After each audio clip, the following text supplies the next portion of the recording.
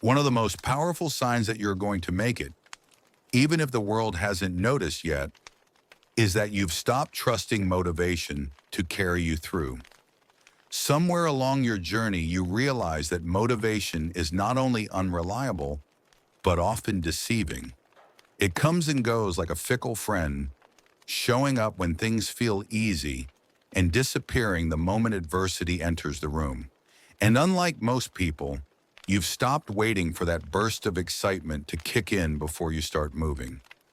You've stopped thinking that success is something you chase when you feel like it.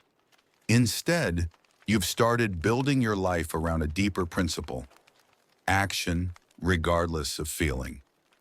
You used to think that if you weren't inspired, it meant something was wrong, that you weren't on the right path, or that you needed to take a break until the right mood returned. But now you see that chasing motivation is just another form of procrastination in disguise. It's a trick your brain plays on you. The idea that success must feel good at every step. And once you stop believing that lie, everything changes. You stop asking, "Do I feel like doing this today?" And you start asking, "What kind of person would I be if I did it anyway?" This shift from mood to meaning, from emotion to identity, is what separates the ones who stay stuck from the ones who rise quietly, steadily, unshakably.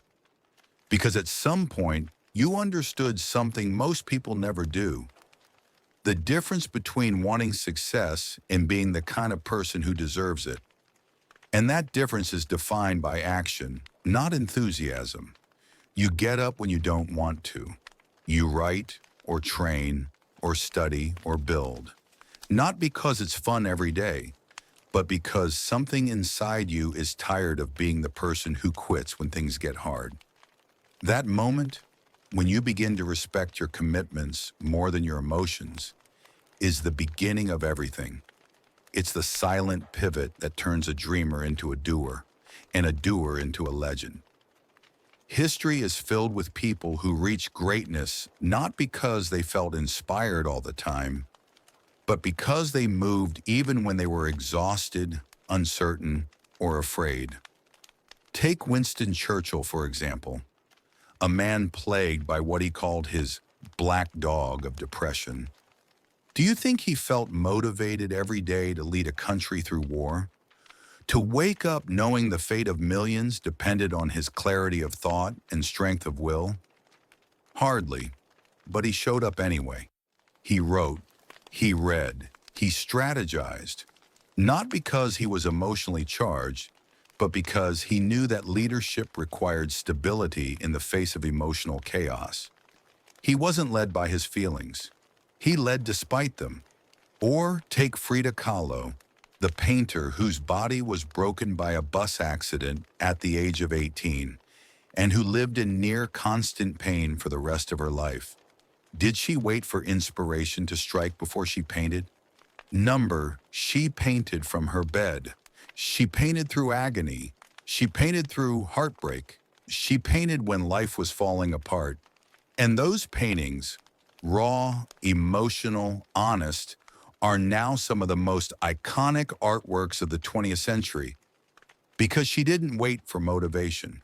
She created from truth. Even Nelson Mandela, who spent 27 years in prison, 27 years without freedom, without comfort, without external hope, didn't emerge from that darkness because he was constantly motivated. He survived and later led because he decided that his values, justice, reconciliation, and dignity mattered more than how he felt on any given day. He did not let temporary emotions dictate eternal decisions. And if you've made this shift, if you've stopped chasing motivation like a lost signal and started anchoring yourself in responsibility, then you are already miles ahead of most.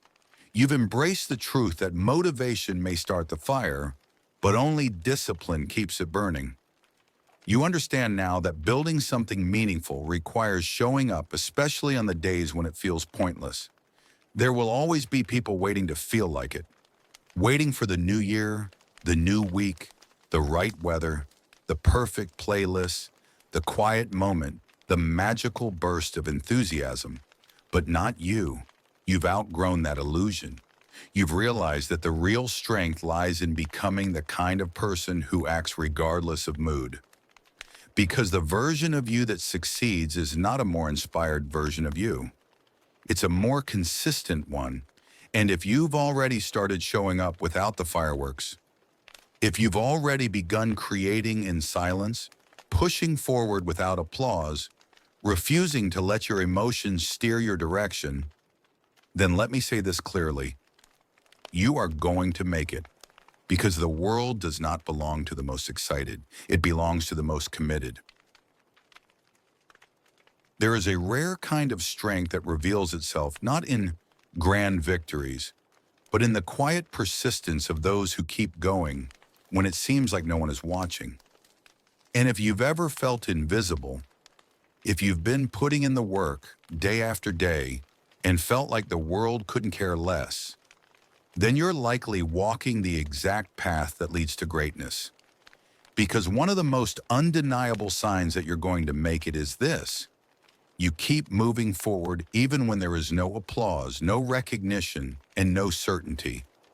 In the beginning, it's easy to work when people cheer for you, when friends are supportive, when social media notices your effort, when there's feedback and encouragement and momentum. That's the easy part.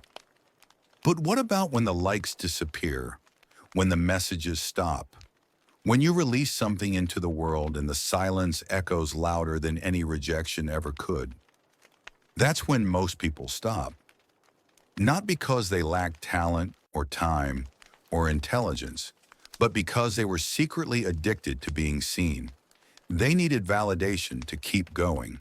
And when it stopped, so did they. But not you. You keep showing up. You keep writing or creating or training or building, even when no one says a word, even when no one claps, even when it feels like you're screaming into the void. That kind of persistence, rooted in something deeper than external validation, is not only rare, it is powerful beyond belief. It means you're not doing it to be liked. You're doing it because something in you knows this work matters, even if it only matters to you right now. It means you've found a reason that lives beneath the surface, something that doesn't require permission or an audience. And that kind of reason, that kind of internal fuel, is what legends are built from. Look back through history, and you'll find that almost every figure we now celebrate once stood in the shadows of obscurity. Vincent van Gogh, for instance, sold only one painting in his lifetime. One. He created over 2,000 works of art, often while struggling with mental illness, poverty, and self-doubt, and the world barely noticed.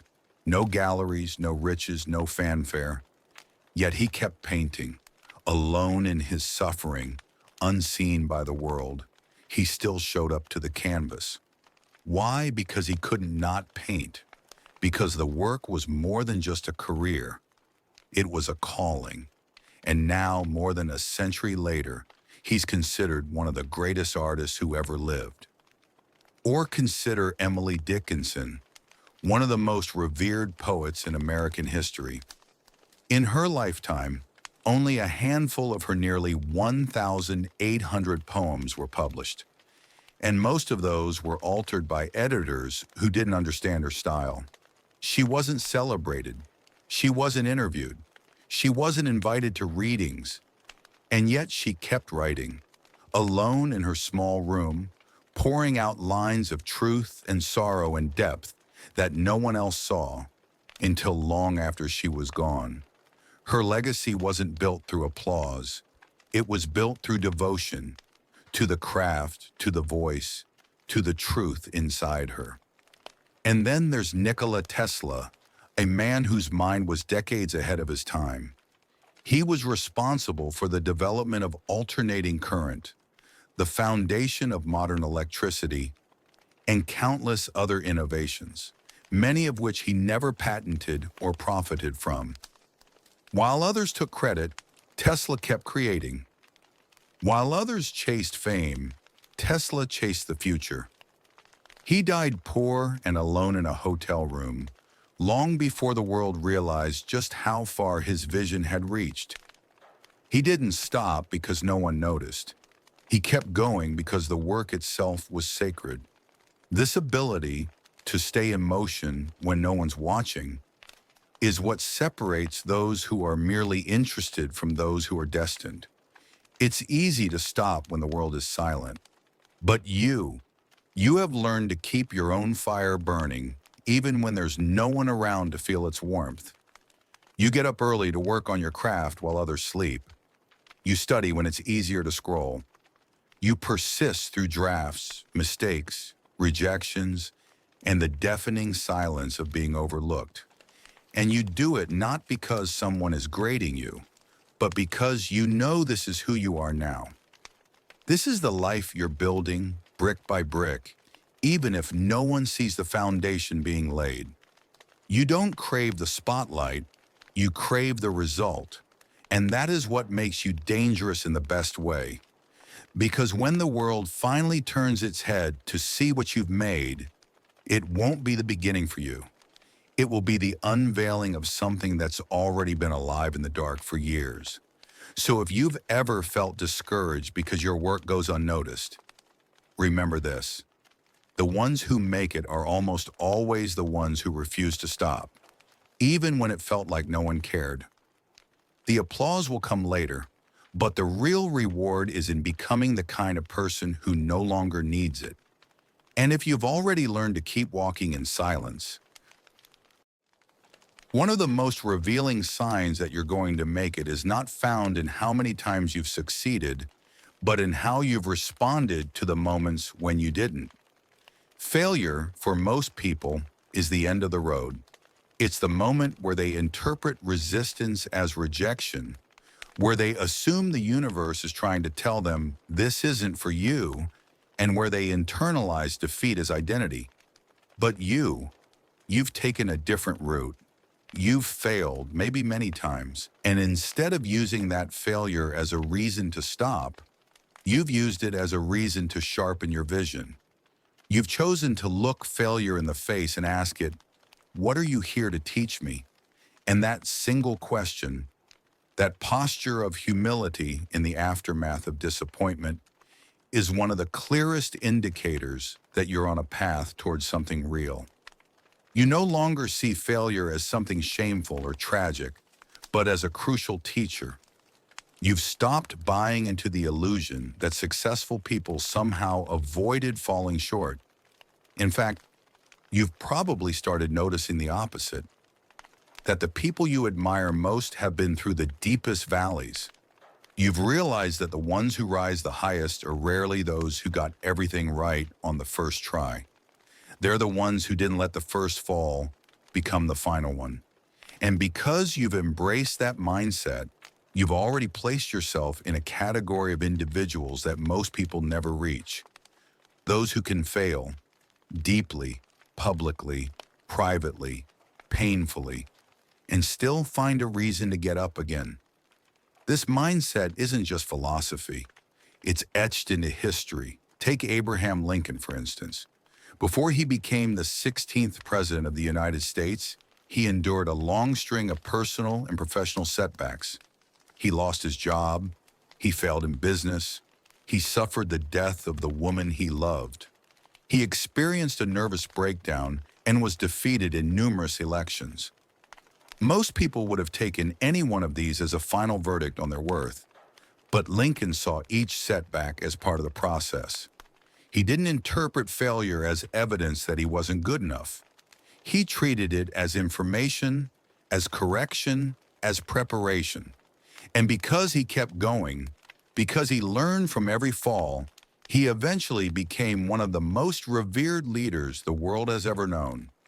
Another example is J.K. Rowling, who wrote the first Harry Potter manuscript while living on welfare as a single mother. When she finally began submitting the book to publishers, she was rejected by 12 of them. For most people, that would have been the end of the story. 12 rejections would feel like confirmation that their work wasn't good enough. But Rowling didn't stop there.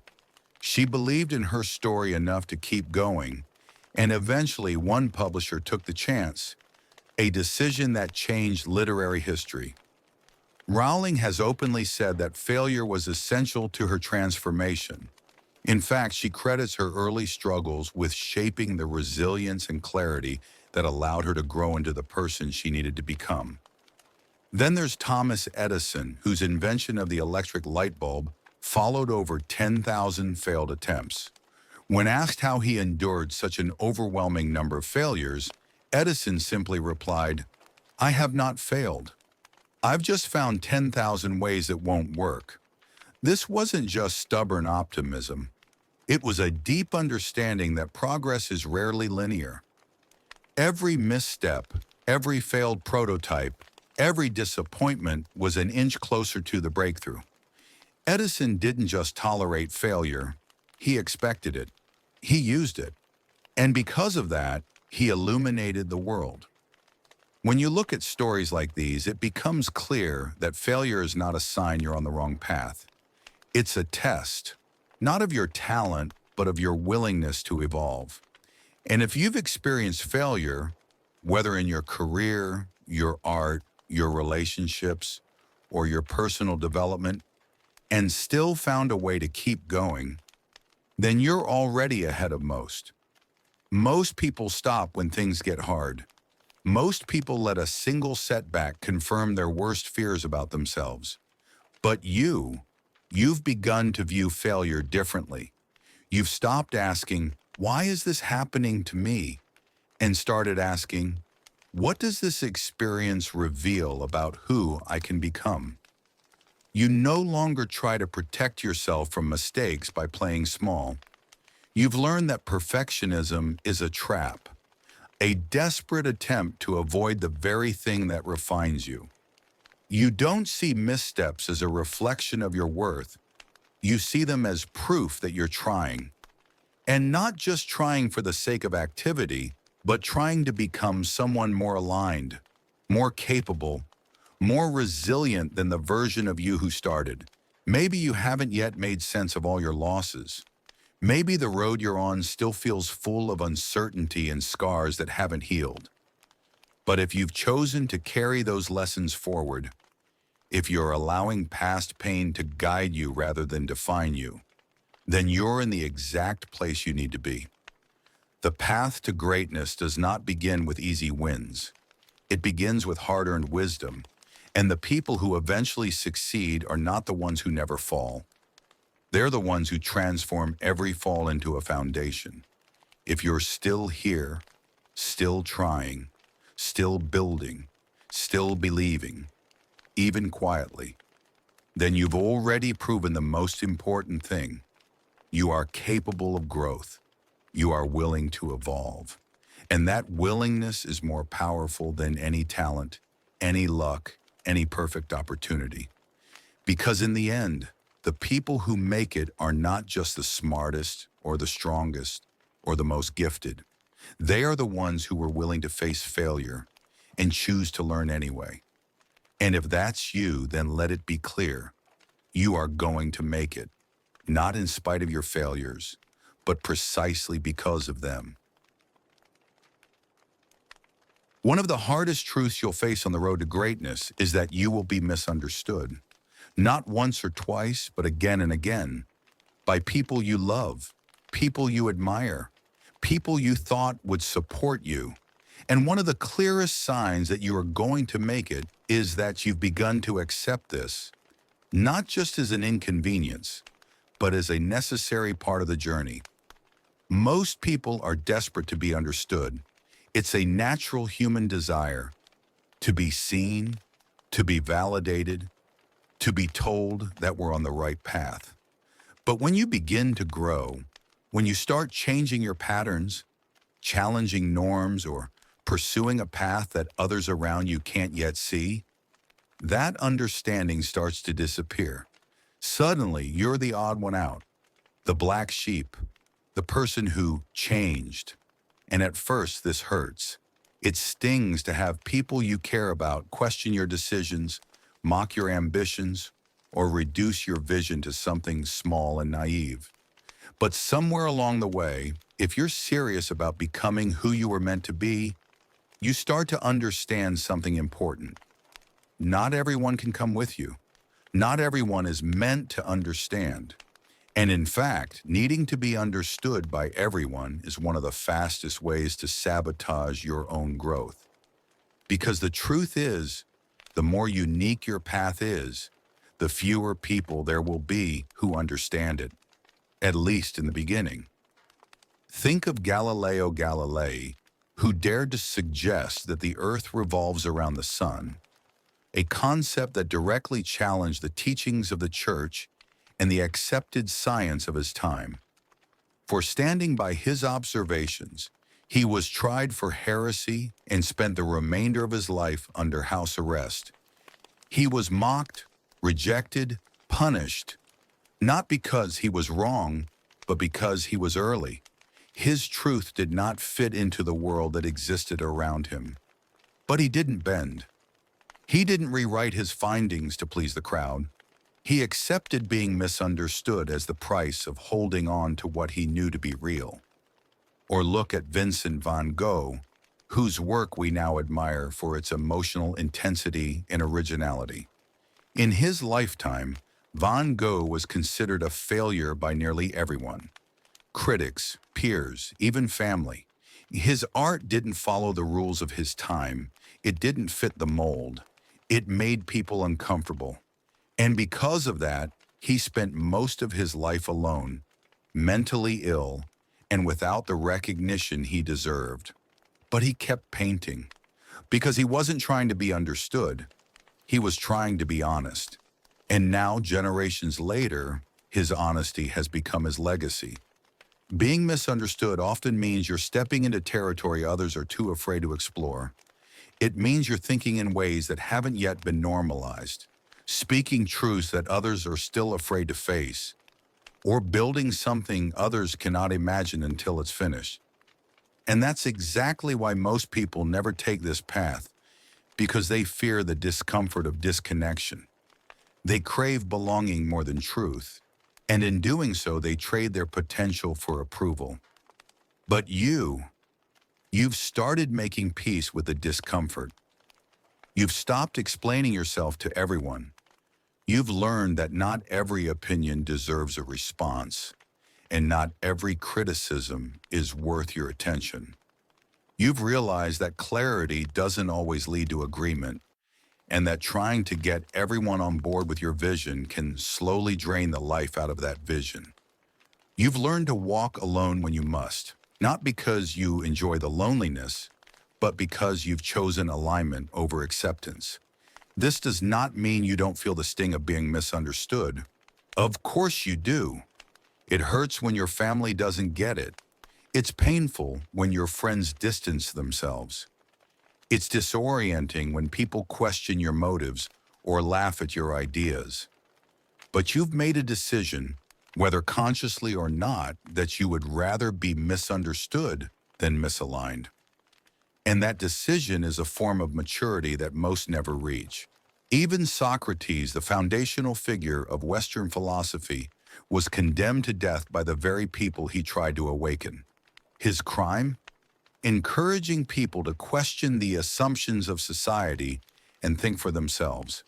He knew his ideas would not be popular. He knew that asking deeper questions would threaten the fragile comfort of those who preferred certainty over truth. And yet he refused to stop. He drank the poison willingly, standing by his principles rather than compromising for the approval of the crowd. His legacy wasn't built on being loved. It was built on being true. This is the cost of creating something meaningful. This is the reality of choosing a higher path. And if you've begun to experience this, the side eyes, the passive-aggressive comments, the cold distance from those who once felt close, and you're still walking forward, then you've already stepped into a rare and powerful kind of strength. It takes courage to be different. It takes strength to let people misunderstand you without chasing after their approval. And it takes a deep internal commitment to your own truth to keep going when no one else sees what you see yet. But the good news is this: those who were once misunderstood are often the very ones who, years later, become the ones people look to for answers. What felt like exile was actually preparation. What looked like rejection was actually redirection. And what felt like being alone was, in truth, the beginning of being set apart.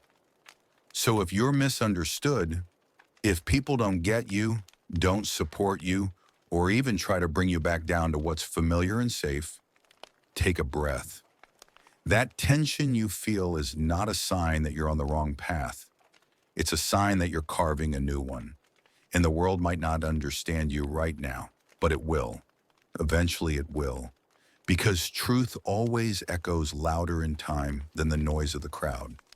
And if you're still walking despite the silence, if you're still creating despite the criticism, if you're still growing despite the pull to shrink, then make no mistake, you are going to make it. Everyone wants to believe that people who make it never struggle with doubt. We love to imagine that confidence is the secret ingredient, that the people who succeed just believed in themselves all along, unwavering and self-assured from the beginning. But that idea is a myth, and ironically, the belief that we shouldn't feel doubt is what stops most people from progressing. Because the truth is this: the people who make it aren't those who never doubt themselves. They are the ones who feel the fear, hear the inner criticism, carry the uncertainty, and show up anyway. If you've experienced moments where your mind whispered that you're not good enough, if you've had late nights where you questioned whether any of this is worth it, if you've stared at your work and wondered if anyone will ever care, or if you're just wasting your time, and still you woke up the next day and chose to keep building, then you're already stronger than you realize. That ability to act even when your mind is waging war against you is not weakness.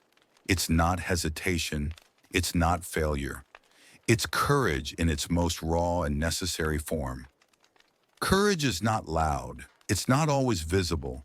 It doesn't always come with triumphant speeches or proud declarations. Sometimes it looks like dragging yourself out of bed when your soul feels heavy. Sometimes it's opening your notebook or laptop when every fiber of your being says, "Why bother?" And sometimes it's just refusing to quit when you have every emotional reason to.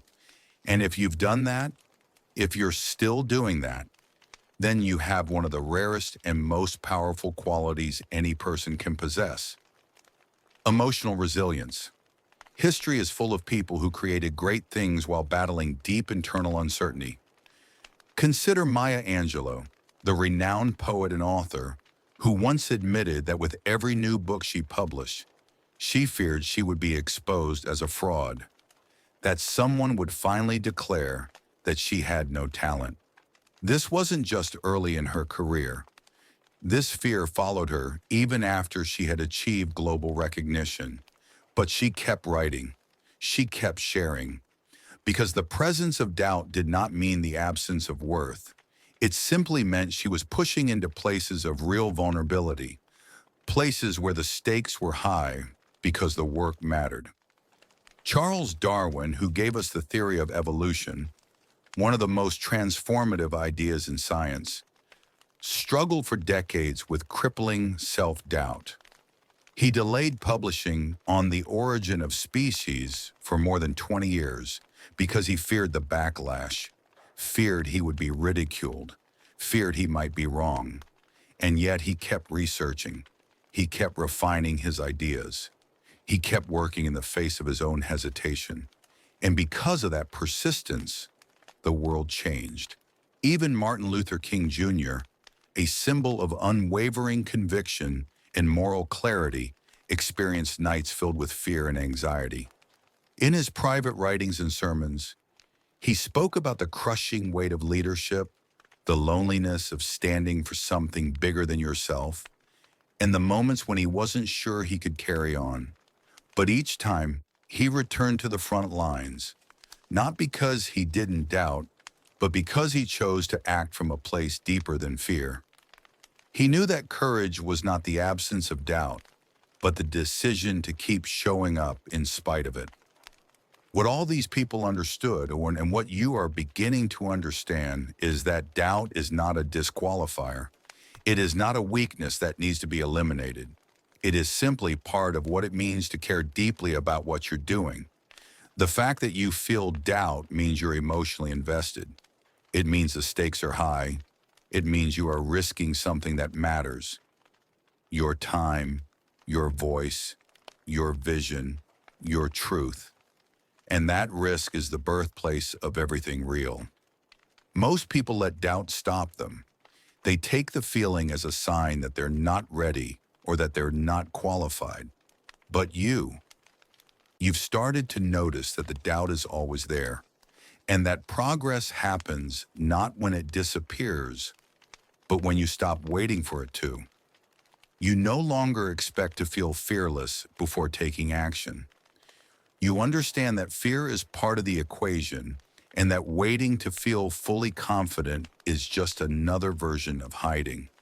Maybe you still have days when the self-talk is brutal. Maybe your thoughts still try to sabotage your momentum. Maybe you still wonder if this version of you is capable of reaching the future you dream about. But if you're taking even small steps forward anyway, if you are showing up to your practice, your purpose, your process, even with doubt in the room, then you are already doing what most people will never have the strength to do. You are not your fear. You are the one facing your fear. You are not your doubt. You are the one moving through it. And over time, that builds a kind of confidence no motivational quote can offer. A deep, earned trust in yourself. Not because you never fall apart, but because you always rebuild. So if you've been questioning yourself lately, if your inner voice hasn't been kind, if you felt the urge to quit, not once, but dozens of times, and still, you haven't, then you've already proven something most people never will. You are not driven by emotion alone. You are driven by commitment, and you are going to make it, not because you always believe you can, but because you keep going, even when you don't. There comes a moment in every meaningful journey when the fantasy dissolves. The glamorous idea of making it, the perfect life waiting at the end of your effort, the polished image of success you once clung to, all of it begins to fade. And in its place, something more grounded, more sober, and infinitely more powerful takes root. The realization that the outcome will not save you. That success, whatever it ends up looking like, is not a finish line where everything finally makes sense, but simply another chapter. And one of the most profound signs that you're going to make it is that you've stopped romanticizing the result and started loving the process instead. This doesn't mean you've stopped dreaming. It doesn't mean you've lost ambition. What it means is that you've matured past the illusion that one day everything will click into place and you'll never struggle again. You've stopped believing in the myth of arrival, that once you reach a certain goal, you'll finally feel complete, worthy, or free from doubt. You've come to understand that the real transformation doesn't happen when you get the thing. It happens on the way to it. And this change in perspective, this shift from obsessing over the reward to finding depth in the work, is what separates those who burn out from those who build something lasting. Because those who chase only the high of achievement are constantly disappointed. They arrive at the summit only to realize it doesn't feel the way they thought it would. And so they move the goalpost again and again, hoping the next milestone will finally satisfy the hunger inside them. But the hunger doesn't end there. It only ends when you learn to value the steps, not just the summit. Look at Leonardo da Vinci, arguably one of the greatest minds in human history. He was not obsessed with fame or wealth or even finishing things quickly. Many of his works remained incomplete, not because he was lazy or distracted, but because he was endlessly curious. He was driven by the process of learning, anatomy, engineering, painting, flight, and that curiosity kept him engaged far beyond the applause. He understood that the joy of discovery was more sustaining than any single accomplishment. It wasn't the final result that mattered most. It was the pursuit itself. Or consider Nelson Mandela, who spent 27 years in prison for fighting apartheid in South Africa. If he had been fueled only by the promise of a political outcome, those years in confinement would have broken him. But Mandela was not living for an event. He was living for a principle. He did not romanticize the idea of freedom as a glorious celebration.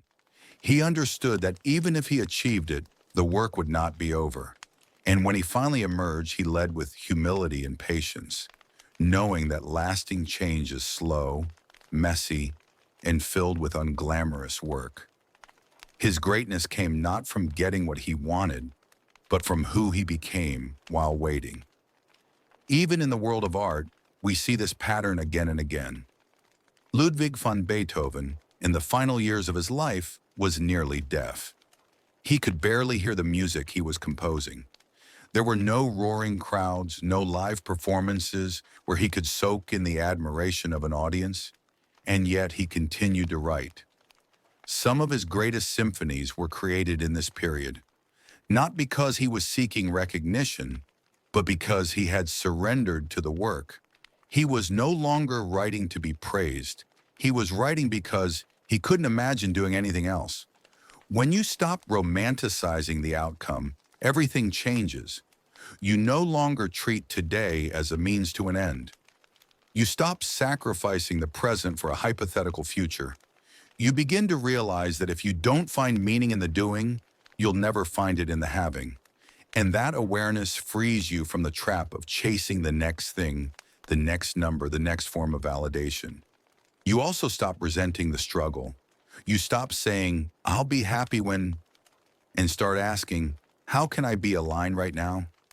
You learn to find peace in the process, even when it's frustrating. You begin to appreciate the lessons that come with effort, the growth, the character, the depth, not just the reward. You start to understand that the most important things you gain from your journey aren't material, they're internal. This doesn't mean you don't still want success. It doesn't mean you don't visualize the future or push yourself toward big goals. It means you've decoupled your sense of worth from the result. It means you've stopped living in the fantasy that the world owes you something once you work hard enough. And it means that you've discovered something rare: the ability to be fully present now without needing everything to be perfect. This is where quiet power lives, in the person who can wake up, do the work, repeat the process, and not need constant affirmation that it's all worth it, because they've already decided that it is, not because of the trophy at the end, but because of the person they are becoming along the way. So if you've stopped obsessing over the outcome, if you've let go of the need to finally arrive and have chosen instead to show up every day, whether or not the rewards are visible yet, then you are already in rare territory. You've stepped into the mindset of the greats. You're no longer waiting to enjoy your life someday. You're building it right now with your hands, your habits, and your heart. And that's not just a sign that you're going to make it. It's a sign that in many ways you already are. There is a moment in every quiet transformation where you realize you're no longer just chasing success. You're no longer trying to impress anyone, prove your worth, or collect symbols of achievement. Instead, you've begun doing something far deeper, far more powerful. You're becoming the person you once desperately needed, the person you wished had been there when you were struggling, lost, unsure, or afraid. And when that shift happens, something in you solidifies, not with arrogance, but with quiet purpose, not with loud declarations, but with a steady kind of knowing. You're not just trying to change your life anymore. You're trying to become someone worth being. At some point, you look back, maybe at your childhood, your teenage years, or even just last year, and saw the version of yourself that was lost. Maybe you remembered the loneliness, the confusion, the self-doubt, the way you waited for someone, anyone, to guide you, to believe in you, to tell you it wasn't too late, and maybe no one came, or maybe someone tried but didn't understand you. Maybe you had to figure it out the hard way. Maybe you still are. But now, without even realizing it, you've started becoming the person who could have helped that younger version of you. The one who listens more carefully, the one who shows up more consistently, the one who knows how to survive the storm and even help others through it. You may not have all the answers. You may not be exactly where you want to be yet, but you are no longer just reacting to life. You are shaping yourself with intention. You are building habits, choosing values, setting boundaries, and healing wounds. Not because someone told you to, but because you've seen what happens when those things are neglected. You are beginning to carry wisdom, not just knowledge, compassion, not just advice. And that makes you different.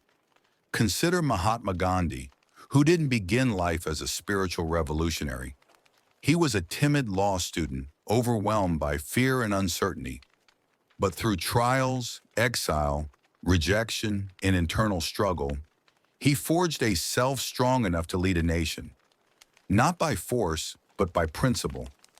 He became the kind of person he once needed, grounded, nonviolent, unshakably devoted to truth.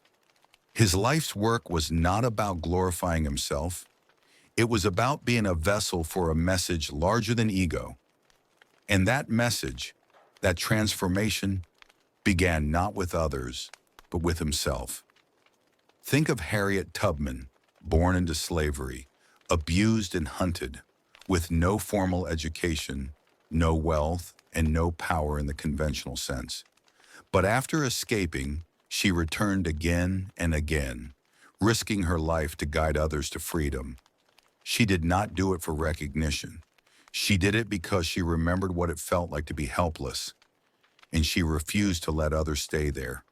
She became the protector she once needed, and in doing so, she became something more powerful than any title could hold, a symbol of courage that still echoes across centuries.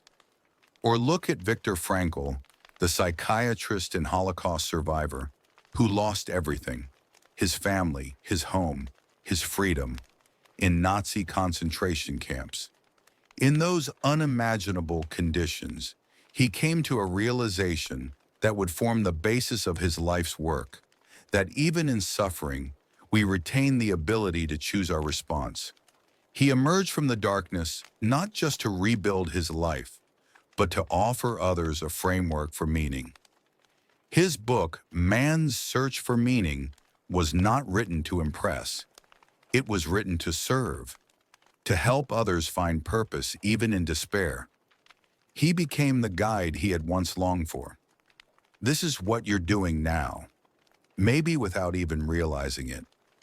Every time you face your pain instead of numbing it, every time you choose truth over comfort, every time you decide to grow instead of stay small, you are becoming someone that others and your former self would be proud of.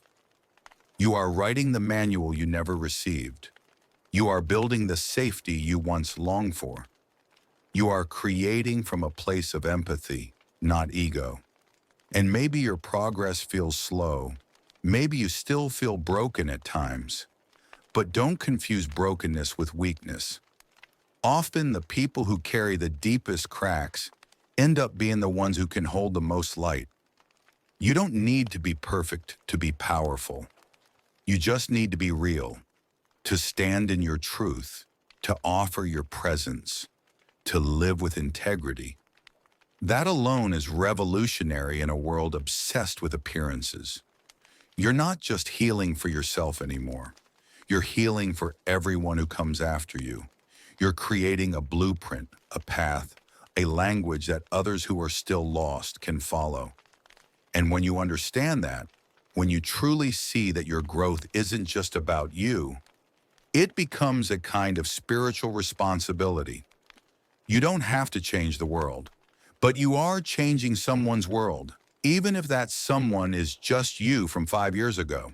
So if you've started making choices your old self never would have made, if you've started breaking patterns, setting standards, or daring to dream in ways that once felt impossible, then understand this. You are not just surviving anymore. You are evolving. You are becoming something solid, something rooted, something true. And that more than any title, any goal, or any recognition is the real evidence that you are going to make it. Because when the dust settles and the applause fades and the outcomes rise and fall, the one thing that lasts is who you've become.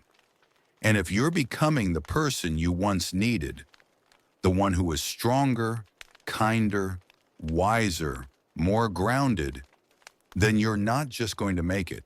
You're already doing it.